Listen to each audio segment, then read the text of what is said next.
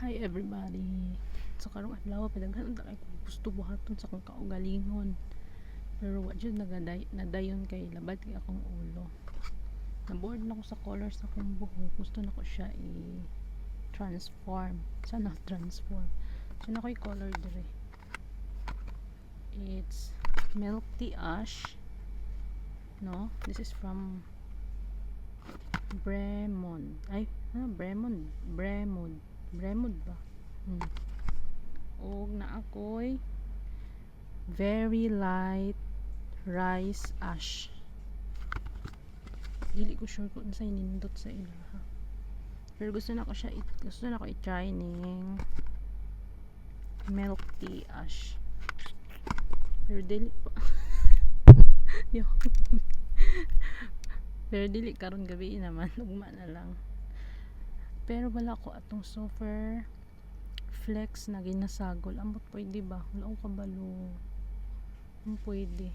Pero ako'y nabasahan pwede daw ibutang ang isagol ang keratin man siguro to. Ambot tanawon ani ugma kung unsa akong isagol. Wala excited na ko. Charis. Unsa kay mag kuan aning color sa akong buhok. Try lang nato. Di ako gusto mo atog salon. Ay katong last na kong pasalon na daot akong buhok. Kuan pa ni giriban ako ni siya tong March. Diyos ko, pwede nang maot na kaayo. Narang-arang na ni karon kay akong giligo-liguan og lubi. Nagi mo imo kog oil sa lubi. Nya akong ginakuan-kuan sa kong naw. Unsa man akong silpo na. Na arang-arang siya, nawala yung dryness. Ako na lang mag-color sa akong buhok.